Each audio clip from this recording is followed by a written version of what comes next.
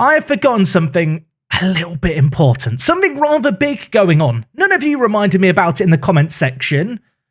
We've got the Club World Cup in Mexico today, this year, this summer. I wanted to come back and do a nice long transfer special, and then some inconsiderate guys at FIFA have arranged a tournament where I don't even know who's going to be in our group yet because we have to wait for a preliminary round to be done. So that does change the plans for today. We are still doing a transfer special. We're going to see what the group stage draw brings for the Club World Championships. The reality and what I think my plan is going to be is to play through the summer as a transfer special. Then if we make it to the knockouts of the Club World Cup, we'll wing it, basically, and see what happens. Does that sound like a good plan? It's not really a plan, but it's the best I can do. Now, of course, just as a little refresher, we're back today for a transfer special. We're still here at Newcastle. We've got £191 million in the bank. Yes, I was able to rejig some of the excess wage budget. That's a lot of money, and I have already started to plot, to plan. I was looking through players in the world of football who I could realistically sign, sorted by ability. Mason Greenwood's not available. Haaland's not available. But the next guy down is available, and his name is Kylian Mbappe. He's still only 26 years old. He's valued at between 166 and 198 million. That is within our budget. Now, you might be wondering, Jack, how's he going to fit into your plans if you sign him? Like, you already have Calvert-Lewin, who's quite good. You have Adeyemi, who's similar to Mbappe. I mean, let's be honest, Mbappe makes Adeyemi look like a child. But they are a similar mould of players, I digress. However, Adeyemi's got some interest from PSG. I'm hoping I can sell him for, like, I don't know, 180 million to PSG, and that will just cover the Mbappe transfer. Does that sound like a plan? That's my plan. I'm going to sign Mbappe anyway, so if Adeyemi gets no bids, it's going to be a dilemma. I say dilemma. There won't be a dilemma. I'll just have a problem to solve. So first things first, let's get a bid in for Mbappe. Now, I've not actually bid on him yet, so I'm curious. Oh, okay. I mean, they've just accepted the transfer value outright. I scouted him on the 9th of June, 3 days ago. I've bid 166 and they've just accepted it. How long's left on his contract? He's still got 4 years left on his... I thought we were going to have to go towards 200 million and they've just... Have I overpaid? I feel like I've been tricked here. I mean, look, they've accepted the deal straight away. Gvardiol wants a new contract. Gvardiol, mate. Rice, can you just tell him that we can't afford it? Just lie to him. Right, I'll tell him that we can't afford it. Good. Lying works, everyone. I mean, that's not good life advice, is it? But lying does work. I've told him we have no money. That is because I imagine a lot of this wage budget is going to be going on Uno Kylian Mbappe. C'est très bon. See, I can speak French. That means it's good or something like that. It is good, I think is the literal translation. Mbappe, the offer's been accepted. He's interested. Now, who's our current highest earner? This is critical because I don't want to nuke the wage budget. Kai Havertz is on 240k. I have a sneaking suspicion Kylian's going to want more than that. I'm going to try and make him an important player, which he has accepted. I have no idea if that makes a difference to his demands, but in my head it feels logical that maybe it would make him slightly less ambitious. He wants 475. I can give him 375. How about this, Kylian? 20% of any sell-on. Actually, that's quite a lot. I'll tell you what. Profit. 50% of any profit we sell you on for, you can keep. That's a good deal. He did not like that. Right, we're going to up it. I thought the grand aim for today's episode was going to be signing Kylian Mbappe. I thought this was going to last like the 40 minutes of the episode, but as it turns out, it might just be done straight away. Kylian, mate. Kylian, right. Put some money in the wage budget. We'll go up to I'll go up to 400k. I'll give you 20 million in clauses. Does that sound good? That sounds good to him. Am I really about to sign Kylian Mbappe just like this? This is far too simple. Need to register the squad for the Club World Cup. I'm only allowed to register 23 players. I think some people are going to be a bit annoyed here. Okay, not quite as bad as I expected. Freddie Woodman, who is covered by my face. Remember Freddie Woodman? He exists. He's still a player. He's not in this squad. We don't need 3 goalkeepers. Tolisso I've not registered just because his contract runs out at the end of the month.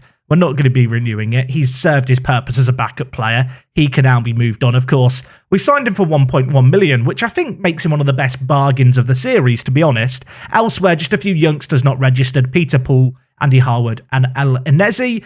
Of course, because this is Football Manager, the players who justifiably aren't in the squad are about to come and complain to me as soon as I hit the confirm button here, but I'll just deal with it when they turn up. I mean, hopefully they're reasonable about it. Maybe they won't complain. Maybe it's going to be fine. Watford want Connor Ashby. Absolutely not. For people wondering, by the way, Jack, why are you wearing headphones today? It's because my ears are cold. It's cold in England. Definitely has nothing to do with the fact that I'm listening to a podcast whilst I record the episode between the talky bits. Honest. Okay, so we've had the Club World Cup draw. We've been drawn in a group with Toluca and also Al Ahly. I want to apologise to fans of both those clubs. We're going to win those two games really easily. It doesn't feel worth my time to commentate, so I'm just going to play through them and chill. When we get to the knockouts, that's when things will get spicy. So with the anticipation that Mbappe might actually be joining us, and it is actually happening, like now that the reality is set in, I'm trying to get rid of Karim. No one wants him. And I think no one wants him because he's injured. Like, if we just look at things here, he is out still. Football man. Are you... I just want to mouse over the injury, Football Manager. I just feel like if I'm going to sign Mbappe, he probably has to be moved on as a little bit of collateral. And as much as I'm sure there's people out there who are a little bit attached to him, it's Kylian Mbappe. You'll get over it. The issue right now is that he's injured with a torn hamstring. I think that is impacting teams' interest to bid on him. What that does mean is, if Mbappe, hopefully, signs for us, I'm going to hit the delay option, wait for Karim to get fit, and then try and get an offer in before I confirm anything. That feels like a sensible decision, unlike the whole decision of just trying to sign Mbappe in the first place. I can't believe that this has been so simple. I thought this was going to be a drawn-out affair. Kylian Mbappe, work permit granted. Kylian Mbappe, set to sign for the club. It is going to cost us nearly the entire season's transfer budget. The temptation just to hit accept is very real, but just with the Karim situation and in the interest of being sensible, I am going to delay it. I mean, would you do this deal? He is very good. I mean, if Karim Adeyemi got however many goals he got, how many will Mbappe get in the same system? I don't think I've ever had Mbappe. I don't think I've ever used Mbappe. It's all very exciting. I'm getting giddy. It's Kylian Mbappe. I don't know what to say. I feel like a hyper child on Christmas morning. Someone please calm me down. Okay, one game of this slogfest down. The Club World Championship is awful for squad fitness. I've rotated the team for this game a little bit, just because half my squad aren't even fit. I hate the Club World Cup Championship. If you've ever managed in it, you know what the player fitness levels are like. This game was 7-0 at half-time, and then just nothing happened in the second half. Yeah, it was a weird one. And just to emphasise my point about squad fitness, here is the starting 11 that I played who are all tired. Now, obviously, these players on the bench didn't actually play, or at least not all of them played. You can see how half of them are just unfit as well. I feel like we're just going to run into a load of injuries. The only silver lining is there is now a week between this game and our next game, so I guess that's a positive. So I had an offer for Luca Dean, and I thought, I'm not going to sell him, even if he's 31. I think for £23 million, we'd be losing a fairly useful squad player who's shown that he is still very capable of playing to this level. The bid was from Manchester United. The bloody cheek of him. Turned it down, and now he wants to complain about not being able to pursue a move. I mean, they weren't offering enough money. 68 million. Why is he... Sorry, he's accepted I just clicked 68 million because I thought that was fair. I mean, we're not getting a £68 million bid for him, so I guess he's just staying here for the foreseeable future. Now, I have noticed other teams are making moves. Chelsea trying to sign Dejan Kulusevski. He was on my potential shopping list if the Mbappe project didn't work out. I'm still hoping that we might get a bid for Karim Adeyemi, but because his injury is still listed as red, it kind of feels pointless offering him out until it at least turns kind of an orange colour like Aguiar's injury. I didn't mention it. Aguiar actually made his debut in the Club World Cup game. He's here now. Remember him? The guy who I keep forgetting exists. I'm going to try and do better for you, Christian, but yeah, I'll probably forget about him again before the season's up. So I'm being asked about Kylian again. Oh, I really, really want to just confirm this deal. But at the same time, Adeyemi's still sat here. And if I sign Mbappe, then just nothing else might not happen for the rest of today's episode. Also, I can't even register him for the Club World Cup anyway. So even if I sign him, he's not going to be able to play right away. It's going to be like when you buy a Christmas present for yourself earlier, then give it to another loved one for them to wrap so you can use it in a month when Christmas comes around. I think we can delay it again. I'm pretty confident in this because it's pre-season. They're not going to care. So I am going to delay it again. Kylian, I'm very sorry for messing you around. There is a method to the madness. I mean, Karim has got interest from PSG. Apparently, he is their top transfer target. So I'm confident in getting a bid on him. Unfortunately, this entire plan revolves around PSG playing ball. And if there's anything I've learned playing Football Manager, PSG, that they just like to mess you around, screw you over, and steal your wonder kids. They're just not very fun. Okay, we've got the game against Al Ali here. We should win this comfortably. They did just beat Toluca 2-1, so I'm going to go and play the game. If things are going tragically, I will join you live in match. Hopefully the next image you see is going to be this pretty face smiling, and we're in the knockouts and everything was fine. Also, I don't mean to rant. Look at this player condition situation. These players have had a week off. I mean, I'm going to just quick pick it and submit and hope it's fine, but genuinely, like, the condition of these players does worry me quite a lot. Good news, everyone. Jude Bellingham's just scored a penalty. We're 3-0 up. No injuries yet. I think this is going to be simple. Now we just don't need anyone to get hurt. What an absolutely pointless exercise. We've won 4-0. We're through to the knockout stages. Yeah, and no one got injured. That is the biggest takeaway away from that second game. Besides that, I mean, look, we've played a team that we should be beating comfortably, and we've beaten them comfortably. We've got the quarterfinal draw against Chelsea, which feels like a game I should cover. The question is, do I cover it today or do I cover it tomorrow? I've got to make live video making decisions on the fly, and I don't like it. Minor little thing to be aware of in the background. Livramento wants a new contract, which is kind of fair enough. But with the Mbappe deal going on, and with 3 years left on his current deal, I don't feel like I need to offer him a deal right now. So I told him just to be patient, just to wait. And suddenly, I get a knock on my door, and these 5 little backstabbers are trying to kick up a fuss. Now, the good news is, I've not annoyed them. The bad news is, Livramento still wants a new deal. So watch this space. He's probably going to turn into an unhappy camper. Karim Adeyemi update number 18? I don't know. I've offed him out again. Still no one's bid on him. His injury status still has the big red angry injured on him, so I think it's scaring people away. Meanwhile, Kylian's just sat in the airport departure lounge waiting for takeoff. I feel bad just making him wait here. Okay, we've got the Club World Championship. We're in the knockout stages now. It feels like we should do this as a game. So we're spontaneously going to put this in the tail end of today's episode. It's not your usual transfer special, but at least I can put Mbappe in the thumbnail. So big brain YouTube plays here. In terms of the squad, this is the team we're going to go with. There's a lot of concern about the condition of players. What I would say is this applies to both teams. It's not great, I'll be honest. We're just going to hope that we don't get any major injuries. And if we can make it through, if we can win this, great. And I say great because the board expectation is to reach the semi-final. So losing here against Chelsea would be a little awkward. I mean, on the grand scale of kind of club competitions, I don't place the Club World Championships that highly. It's always kind of been a bit of an afterthought, I feel like. Maybe that's a very European-centric view. Like if you're from, I don't know, the Middle East, you're from South America, Africa, North America. Do you care about this competition when your clubs go and represent the continent in it? Obviously, in Football Manager, they have the new format that's being added, which makes things a bit grander, a bit bigger, where it kind of goes on in the summer. But traditionally, it's just on at a really odd time of the year, like right in kind of November, December, at least with the old format. And it's always just a bit odd happening every year. No one really cares about it in England, I don't feel like.